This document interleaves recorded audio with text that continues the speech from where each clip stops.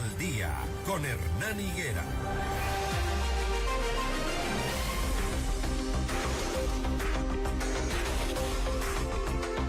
Las 6 de la mañana, 25 minutos, 6:25. Gracias a ustedes por estar en sintonía de FM Mundo, Notimundo al Día. Tenemos todas las noticias, por supuesto, y el análisis a profundidad. Bajo la conducción de su nuevo líder, Leonidas Issa, la Ecuarunari impulsa el proceso de revocatoria del mandato contra el presidente Daniel Noboa. El dirigente indígena que se posesionará en este mes indicó que esta fue una de las decisiones del Congreso de la Ecuarunari.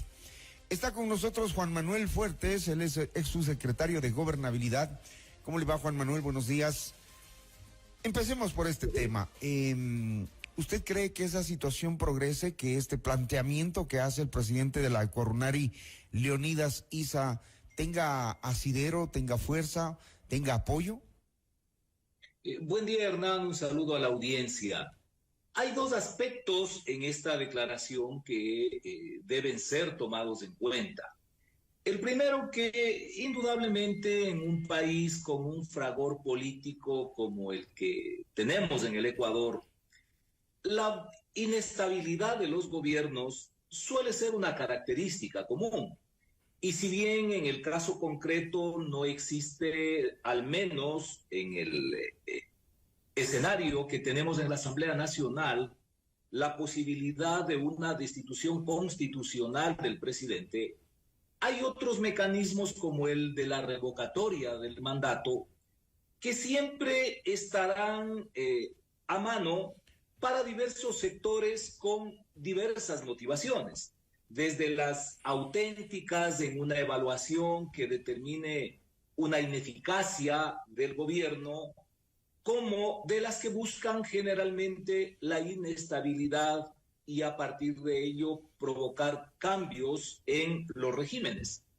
Pero por otra, le decía, lo que usted informa implica también la necesidad no solo de cara a una inestabilidad constitucional, sino en general, frente a la inestabilidad política, de verificar qué es lo que acontece en grupos de presión como el movimiento indígena, que normalmente son materia de preocupación o de vigilancia de los gobiernos cuando empiezan a desarrollarse eventos como los paros o los levantamientos, y por el contrario, en esto siempre es necesario tener la precaución a partir de la verificación de qué es lo que está aconteciendo internamente.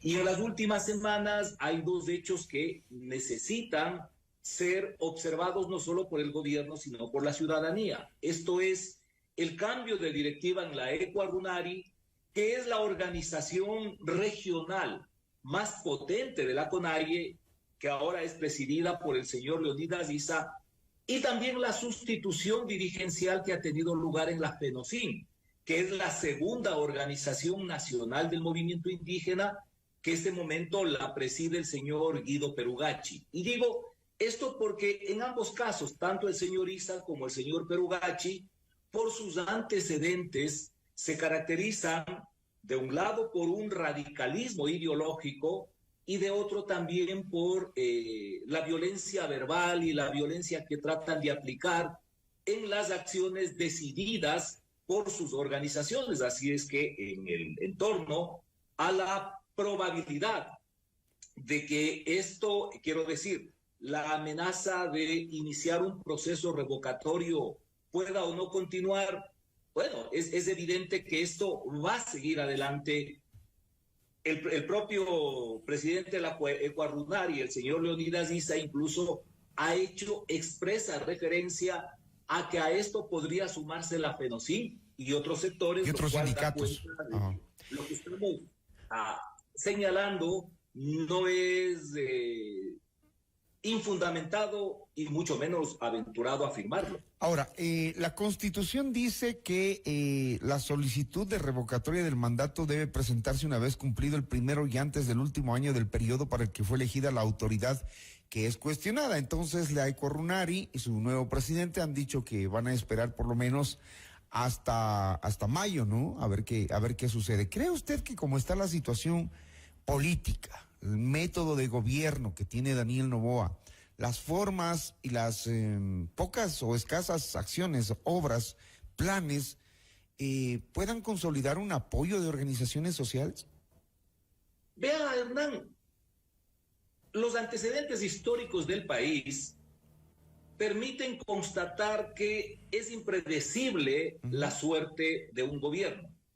Que cumpla el mandato para el cual fue electo ya es un gran logro. Si a esto le suma situaciones como las que usted está refiriendo, es decir, una escasa gestión pública, una conducción errática en lo estratégico político, pero por sobre todo, ese inmovilismo que le caracteriza al gobierno ante lo que debería ser una cualidad común que es la autocrítica, y por otra, esa arrogancia frente a la crítica, sí generan riesgos que este tipo de iniciativas puedan consolidarse y eventualmente ya en un desarrollo concreto tener éxito. Mire lo que pasó en la última consulta popular. Desde la lectura de algunos analistas decían, bueno, que el presidente haya obtenido por el sí, en algunos casos un 45, 46%, es un exitazo. Ya quisieran otros presidentes tener esos números. Con la misma lógica, desde la lectura del otro lado, tendríamos que afirmar que en el caso de una revocatoria, el no haber alcanzado el 50% por parte del gobierno habría determinado que se vaya a la casa. Así es que el peligro está allí instalado. El gobierno debería ser mucho más sensible frente a las reflexiones que desde la crítica ponderada, austera, patriótica, digamos, se formula, si es que ya en el orden de lo que debería ser parte de cualquier gobierno, la autocrítica no existe. ¿Qué pasa en un gobierno cuando escuchan esto de la revocatoria del mandato? Usted fue subsecretario de Gobernabilidad. ¿Se alertan, se prenden las alarmas o sencillamente no preocupa? Depende, Hernán. Cuando existe el conocimiento, la experiencia y además el análisis estratégico y prospectivo de lo que acontece en el escenario político, es inevitable prender las alarmas y a partir de ello desplegar lo que corresponde para contrarrestar esa amenaza. Es hasta por un instinto de supervivencia. Okay. Pero, y esto, Hernán, también es característica común en los gobiernos, usted tiene, aparte del gobernante, sobre todo un entorno que le provoca a la autoridad una suerte de secuestro no solo físico, sino mental, y que trata de convencerse y convencerle al mandatario que la situación no tiene ningún tipo de riesgo, que son especulaciones, que es irrelevante, charlatanerías o amenazas. Otra vez los indígenas a minimizar, ¿no? Sí, empezarán así. Es más, vea, Hernán, en los entornos suele instalarse una mentalidad de buscar a toda costa simplemente la prolongación del gobierno en funciones, sin importar cuál es la debilidad o la fortaleza con la que va a continuar desplegando su labor.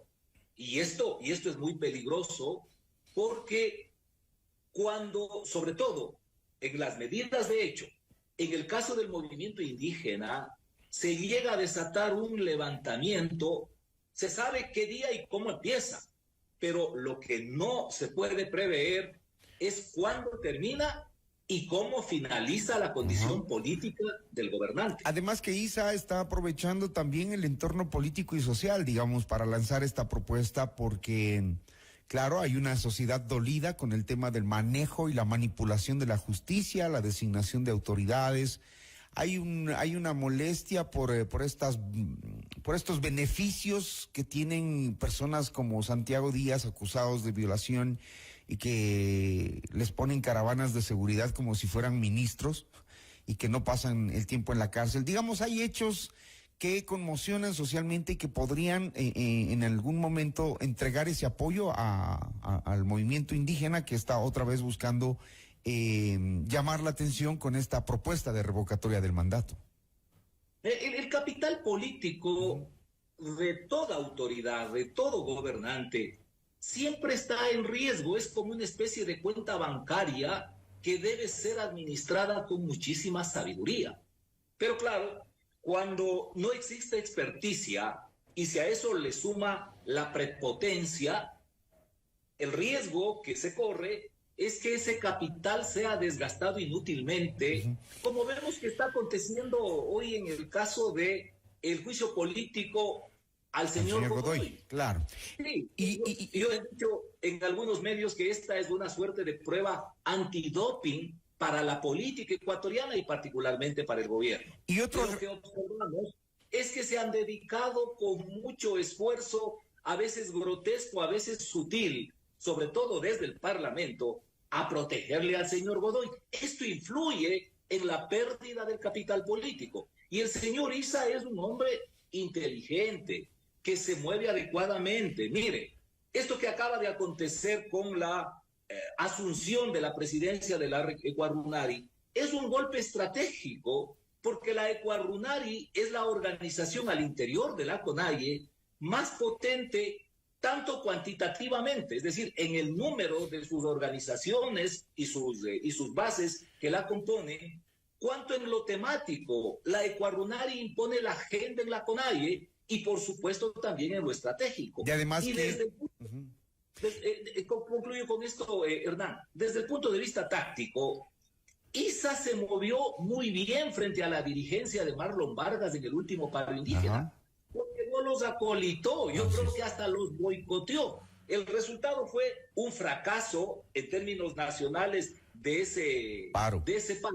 Y eso le fortaleció internamente la figura y el liderazgo de Issa. Así es que lo que usted dice tiene toda la razón, ¿no?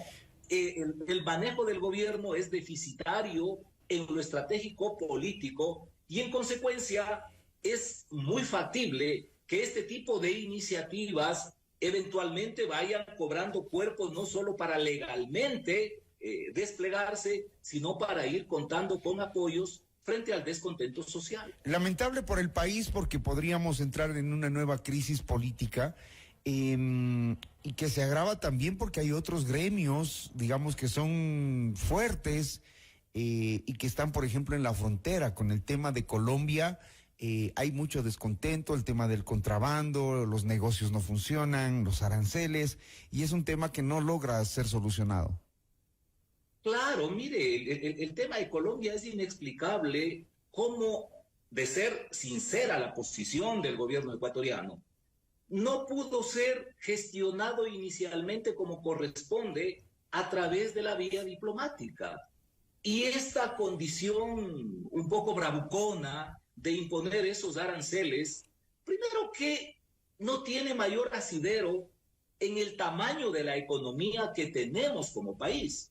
Y por otro, claro, el comercio en lo formal está detenido, los trailers no pueden transitar en la frontera, en Rumichaca, pero tenga la certeza, Hernán, que estarán habilitados o habilitándose trochas que anteriormente ya existían y abriéndose otras en la frontera, a través de las cuales el contrabando estará superando esta restricción arancelaria.